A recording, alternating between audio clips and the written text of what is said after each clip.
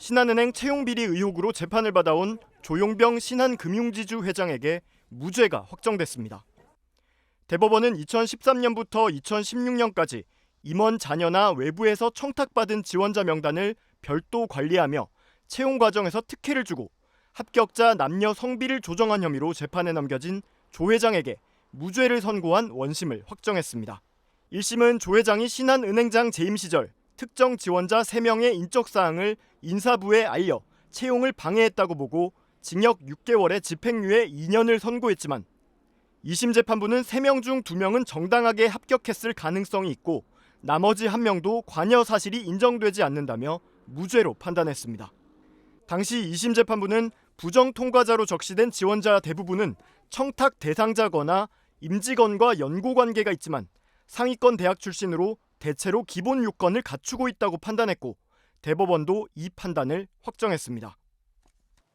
신한은행 채용비리 사건 인사청탁의 대상자가 상위권 대학 출신이고 기본 스펙을 갖추고 있다면 무조건 부정채용으로 단정해서 처벌할 수 없다는 무죄 판결이 나왔습니다. 출신도 실력이라는 건지 논란이 일고 있습니다. 구민지 기자입니다. 조용병 신한금융지주 회장과 신한은행 인사 담당자 7명은 2013년부터 2016년까지 신입사원 부정채용에 연루된 혐의로 재판에 넘겨졌습니다. 외부에서 청탁받은 지원자는 물론 신한은행 임원과 간부들 자녀들까지 관리하며 채용 과정에 특혜를 줬다는 겁니다. 특히 조 회장은 신한은행장 시절 직접 청탁받은 3명의 지원 사실과 인적 사항을 인사부에 알린 혐의가 일부 인정돼 1심에서 징역 6개월에 집행유예 2년을 받았습니다. 하지만 항소심 재판부는 오늘 조 회장에게 무죄를 선고하고 다른 피고인들도 대부분 형량을 줄여줬습니다. 재판부는 다른 지원자들과 마찬가지로 일정 정도의 합격자 사정을 거쳤다면 일률적인 부정 통과자로 볼 수 없다고 밝혔습니다. 그러면서 부정채용과 부정합격자의 개념부터 먼저 정립해야 한다고 전제했습니다. 검찰이 전형 부정통과자라고 본 53명은 대부분 청탁 대상이거나 은행 임직원과 연고관계가 있다는 점은 인정하면서도 상위권대 출신의 어학점수, 자격증 등을 갖추고 있어 부정통과자라 일률적으로 볼 수 없다고 밝혔습니다. 인맥이나 연줄이 동원됐더라도 이른바 스펙만 좋으면 사법부가 부정채용에 면죄부를 주냐는 비판이 제기되는 대목입니다. 논란을 미리 의식한 듯 재판부는 법리 적용의 한계도 제시했습니다. 현행법상 채용 비리는 업무 방해죄로 처벌할 수밖에 없는데 이 경우 피해자는 다른 지원자가 아닌 채용기관의 전형 실무자여서 처벌이 쉽지 않다는 겁니다. 피해자가 아닌 어떻게 보면 이걸 주도한 사람들이 이 과정에 있어서의 문제점들을 밝혀내야 하는 거다 보니까 검찰은 항소심 판결문을 정밀 분석해 상고 여부를 판단할 계획입니다. MBC 뉴스 구민지입니다. 금융권 채용 비리가 또 있습니다. 이번엔 신한금융입니다. 정치인이 추천한 사람, 자사 임직원이 추천한 사람들은 죄다 합격시켰습니다. 어떤 수단을 썼는지 김재경 기자가 전합니다. 2013년 신한은행 입사 시험에선 비상식적인 일이 무더기로 벌어졌습니다. 전 금융지주 최고 경영진 관련인, 전 고위 관료의 조카, 금감원 직원 추천 등의 꼬리표만 있으면 나이가 많고 학점이 낮아 서류 기준에 미달돼도 어찌된 일인지 최종 합격까지 된 겁니다. 신한카드 2017년 입사 과정은 더 황당했습니다. 128명을 추리는 서류 전형을 663등으로 통과한 한 지원자는 면접에서 태도 이상, 발표력이 어수선하다는 평가를 받고서도 최종 합격했습니다. 역시 금융지주사 임원의 자녀였습니다. 신한생명은 임직원 자녀를 합격시키기 위해 8점 만점 항목에 10점을 주는 무리수를 두기도 했습니다.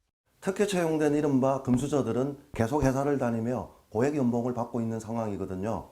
이들에 대한 처벌도 빨리 마련해야 한다. 나이와 남녀 차별도 노골적이었습니다. 신한은행은 당시 29살 위론 1점씩만, 25살 밑으론 5점이란 후한 점수를 쳐줘 말로만 돌던 나이 차별을 시스템화하기까지 했습니다. 문제는 이 정도는 빙산의 일각일 수 있다는 겁니다. 당시 채용 실무를 맡았던 직원은 취재진에게 입사 추천인 명단은 극비 자료로 분류됐고 불시 검사에 대비해 PC가 아닌 USB에 따로 담아 관리했다고 털어놨습니다. 또 채용 비리가 불거진 작년 하반기 회사에서 자료를 모두 삭제하라는 지시가 내려왔고 일제히 컴퓨터 서버를 교체했다고 말해 자료 은폐 시도가 있었음을 밝혔습니다. 실제 금감원은 신한금융에 자료가 거의 남아있지 않아 제보를 받은 36건 가운데 22건만 적발할 수 있었다고 설명했습니다. MBC 뉴스 김재경입니다. 그동안 채용비리, 펀드 부실 판매 같은 여러 문제를 일으켰던 금융사의 수장들이 하나같이 책임지기는커녕 연임에 연임을 거듭하며 굳게 자리를 지키고 있습니다. 왜 이런 일들이 반복되는 걸까요? 이어서 이정은 기자입니다. 2016년 라응찬 전 신한금융지주 회장의 조카 손자가 신한은행 채용에 지원했습니다. 조용병 당시 신한은행장은 인사부장에게 이 사실을 알려주면서 전형 단계별로 합격 여부를 알려달라고 했습니다. 서류부터 원래 탈락권이었던 조카 손자는 모든 전형 단계를 통과해 최종 합격했습니다. 조용병 은행장은 이듬해 신한금융지주 회장이 됐습니다. 조 회장은 검찰 수사를 받고 1심에서 징역 6개월의 집행유예 판결을 받았지만 항소했고 2달 뒤에는 연임에 성공했습니다.